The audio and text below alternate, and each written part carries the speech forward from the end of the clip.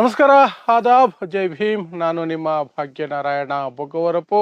ನೀವು ನೋಡ್ತಾ ಇದ್ದೀರಿ ಸುದ್ದಿ ಸರ್ಕಲ್. ಭಾರತ ಮತ್ತು ಅಮೆರಿಕ ನಡುವೆ ಒಂದು ವ್ಯವಹಾರದ ಒಪ್ಪಂದ ಆಯ್ತಲ್ಲ, ವ್ಯಾಪಾರ ಒಪ್ಪಂದ, ಟ್ರೇಡ್ ಡೀಲ್ ಆಯ್ತಲ್ಲ. ಅದರಲ್ಲಿ ಸಾಕಷ್ಟು ವಿಚಾರಗಳನ್ನು ಈ ದೇಶದ ಜನರಿಂದ ಮೋದಿ ಸರ್ಕಾರ ಮುಚ್ಚಿಟ್ಟಿದೆ ಅನ್ನೋದು ಎಲ್ರಿಗೂ ಗೊತ್ತಿರೋ ವಿಚಾರನೇ. ಮುಚ್ಚಿಟ್ಟಿದ್ದಾರೆ ಅನ್ನೋದೇ ಎಲ್ರಿಗೂ ಗೊತ್ತಿದೆ.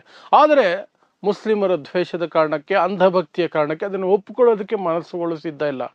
ಆ ಸಗಣಿಯಲ್ಲೇ ಬಿದ್ದು ಒದ್ದಾಡ್ತೀವಿ ನಾವು ಅನ್ನುವಂಥ ಮನಸ್ಥಿತಿ ಜನ ಹಾಗಾಗಿ ಇದೆ. ಆದರೂ ಸಹ ಅದನ್ನು ಜನರಿಗೆ ತಲುಪಿಸಬೇಕಾಗಿರುವಂಥದ್ದು ವಿರೋಧ ಪಕ್ಷಗಳ ಜವಾಬ್ದಾರಿ ಆಗುತ್ತೆ. ಆ ಜವಾಬ್ದಾರಿಯನ್ನು ಕೇವಲ ಸಂಸತ್ತಿನ ಒಳಗೆ ಮಾತ್ರ ಮಾಡಿದರೆ ಸಾಲದು, ಹೊರಗೂ ಸಹ ಮಾಡಬೇಕು. ರಾಹುಲ್ ಗಾಂಧಿ ವಿಪಕ್ಷ ನಾಯಕ ಅದನ್ನು ಸದನದ ಒಳಗೆ ಮಾಡ್ತಿದ್ರು, ಮೊನ್ನೆ ಸದನ ನಡೀತಿರ್ಬೇಕಾದ್ರೆ. ಆದರೆ ಹೊರಗೆ ಮಾಡ್ತಾ ಇಲ್ಲ, ಜನರಿಗೆ ತಲುಪಿಸ್ತಿಲ್ಲ ವಿಚಾರವನ್ನು ಅನ್ನುವಂತಹ ಅಸಮಾಧಾನ ನನಗಿತ್ತು. ಆದರೆ ಅದು ನಿನ್ನೆ ಪಂಜಾಬ್ನಲ್ಲಿ ಒಂದು ಮಟ್ಟಕ್ಕೆ ನಿವಾರಣೆ ಆಗಿದೆ. ಯಾಕೆಂದರೆ ಪಂಜಾಬ್ನ ರ್ಯಾಲಿಯಲ್ಲಿ ರಾಹುಲ್ ಗಾಂಧಿ ರೈತರಿಗೆ ಆಗುವಂತಹ ಅಥವಾ ಆಗಿರುವಂತಹ ದ್ರೋಹ, ನರೇಂದ್ರ ಮೋದಿ ಬಗೆದಿರುವ ದ್ರೋಹ, ಅಮೆರಿಕದ ಜೊತೆ ಒಪ್ಪಂದ ಮಾಡಿಕೊಂಡು ಏನು ಅನ್ನೋದ್ರ ಬಗ್ಗೆ ಒಂದು ದೊಡ್ಡ ರ್ಯಾಲಿಯಲ್ಲಿ ವಿವರವಾಗಿ ಬಿಚ್ಚಿಟ್ಟಿದ್ದಾರೆ.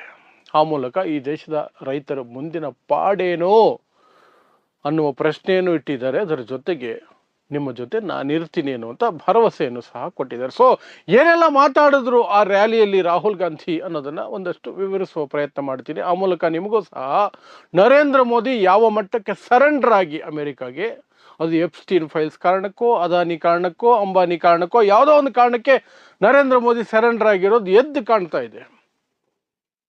ಅದರಿಂದ ರೈತರಿಗೆ, ಅದರಲ್ಲೂ ವಿಶೇಷವಾಗಿ ಎಲ್ಲ ಕ್ಷೇತ್ರಗಳಲ್ಲೂ ಸಹ ಸರೆಂಡರ್ ಆಗಿರೋದು. ಆದರೆ ದೊಡ್ಡ ನಷ್ಟ, ದೊಡ್ಡ ಎಫೆಕ್ಟು ರೈತರ ಮೇಲೇ ಬೀಳೋದು. ಯಾಕಂದರೆ ರೈತರಿಗೆ ಅಮೇರಿಕದ ಜೊತೆ ನೇರ ಪೈಪೋಟಿ ಮಾಡಬೇಕಾದ ಸನ್ನಿವೇಶವನ್ನು, ಅವರಿಗೆ ಓಪನ್ ಡೋರ್ಗಳನ್ನು ತೆಗೆದಿಟ್ಟಿರುವಂಥದ್ದು ನರೇಂದ್ರ ಮೋದಿ. ಸೊ ಹೇಗೆ ಅಂತ ವಿವರಿಸ್ತೀನಿ. ಅದರ ಜೊತೆಗೇನೆ ರಾಹುಲ್ ಗಾಂಧಿ ಹೇಗೆ ವಿವರಿಸಿದ್ರು ಅನ್ನೋದನ್ನು ವಿವರಿಸ್ತೀನಿ. ಸೊ ಪಂಜಾಬಲ್ಲಿ ಮುಂದಿನ ವರ್ಷ ಚುನಾವಣೆಗಳಿದ್ದಾವೆ. ಆ ಹಿನ್ನೆಲೆಯಲ್ಲಿ ಪಂಜಾಬ್ನಲ್ಲಿ ಪಕ್ಷ ಬಲವರ್ಧನೆಗಾಗಿ ಕಾಂಗ್ರೆಸ್ನವರು ಸಮಾವೇಶ ಮಾಡ್ಕೊಂಡ್ರು. ಪಕ್ಷ ಬಲವರ್ಧನೆ ಮಾಡ್ಕೊಳ್ತಾರ, ಮಣ್ಣಾಕಿ ಮುಚ್ಚಾಕೊಳ್ತಾರ, ಅದು ಅವ್ರಿಗೆ ಬಿಟ್ಟು ವಿಚಾರ. ನಾವು ತಲೆ ಕೆಡಿಸ್ಕೊಳ್ಳೋ ಅವಶ್ಯಕತೆ ಇಲ್ಲ. ಬಟ್ ನಮ್ಮ ದೇಶದ ಜನಕ್ಕೆ ಸತ್ಯವನ್ನು ಹೇಳಬೇಕಾದಂಥ ಜವಾಬ್ದಾರಿಯನ್ನು ವಿಪಕ್ಷ ನಿರ್ವಹಿಸಿದಾಗ ನಾವು ಅದನ್ನು ಬೆಂಬಲಿಸಬೇಕು, ಶಬಾಸ್ ಅಂತ ಹೇಳಬೇಕು. ಸೊ ಸತ್ಯವನ್ನು ಹೇಳುವಂತಹ ಪ್ರಯತ್ನವನ್ನು ನಿನ್ನೆ ಮಾಡಿದ್ರು ರಾಹುಲ್ ಗಾಂಧಿ.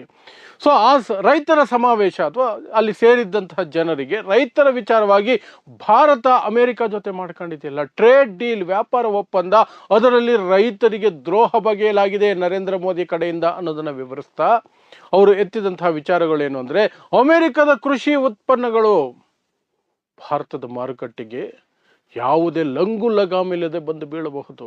ಆ ರೀತಿ ಒಪ್ಪಂದದಲ್ಲಿ ಅವಕಾಶ ಮಾಡಿಕೊಡಲಾಗಿದೆ.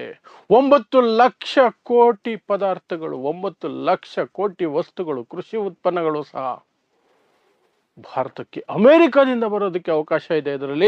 ಅದರಿಂದ ದೊಡ್ಡ ಮಟ್ಟದಲ್ಲಿ ಇಲ್ಲಿನ ರೈತರು ಸಂಕಷ್ಟಕ್ಕೆ ಒಳಗಾಗ್ತಾರೆ ಅನ್ನೋದನ್ನ ವಿವರಿಸಿ ಹೇಳುವಂತಹ ಪ್ರಯತ್ನವನ್ನು ರಾಹುಲ್ ಗಾಂಧಿ ಮಾಡಿದರು.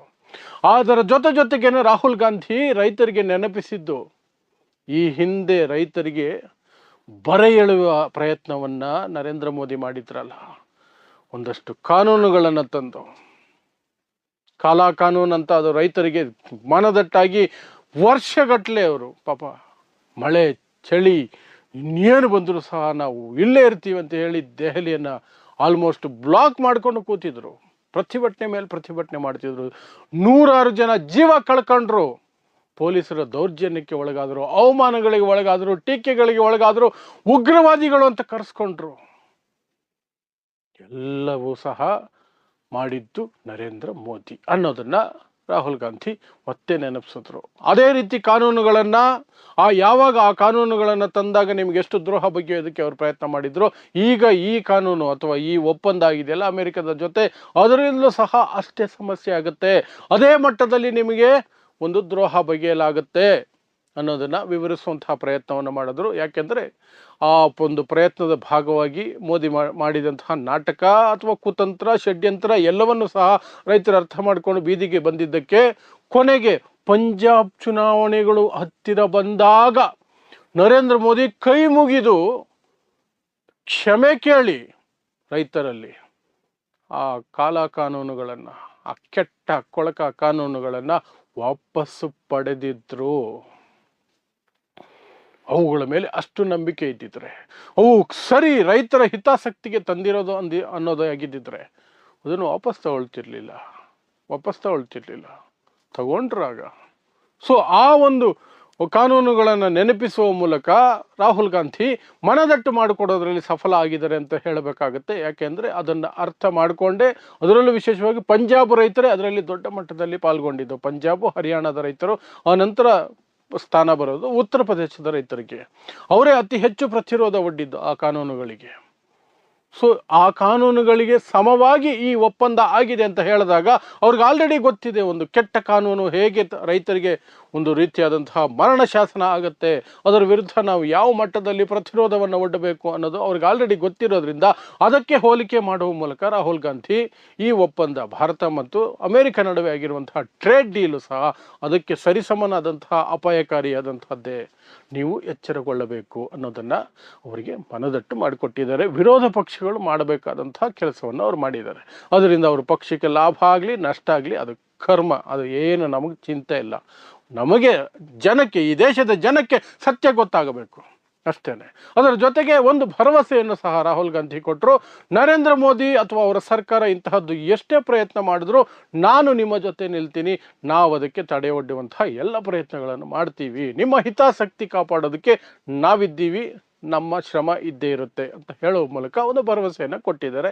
ಅದನ್ನು ನೀವು ಚುನಾವಣಾ ಭರವಸೆ ಅಂತಲೂ ಅನ್ಕೋಬಹುದು, ಅಥವಾ ಮೋದಿ ವಿರುದ್ಧ ಒಂದು ಪ್ರತಿರೋಧದ ಭರವಸೆ ಅಂತಲೂ ಸಹ ನೀವು ಅನ್ಕೋಬಹುದು. ಏನೇ ಇರಲಿ, ರೈತರಿಗೆ ಸತ್ಯ ಗೊತ್ತಾದರೆ ಸಾಕು. ರೈತರಿಗೆ ಈ ಒಪ್ಪಂದದಲ್ಲಿ, ಭಾರತ ಮತ್ತು ಅಮೆರಿಕದ ವ್ಯಾಪಾರ ಒಪ್ಪಂದದಲ್ಲಿ ದೊಡ್ಡ ಸಮಸ್ಯೆ ಇದೆ ಅನ್ನೋದು ರೈತರಿಗೆ ಅರ್ಥ ಆದರೆ ಅಲ್ಲಿಗೆ ಸಾಕು, ಅಷ್ಟು ಸಾಕು.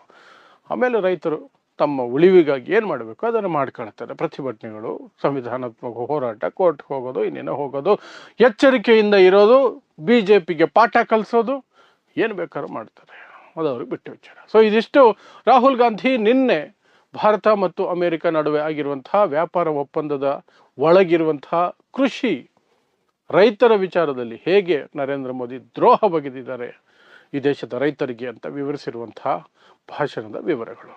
ಸೊ ಇಂತಹದ್ದೇ ವಿಶೇಷ ಸುದ್ದಿಗಳಿಗಾಗಿ ನೋಡ್ತಾ ಇರಿ ಸುದ್ದಿ ಸರ್ಕಲ್. ನಾನು ನಿಮ್ಮ ಭಾಗ್ಯನಾರಾಯಣ ಬೊಗವರಪು.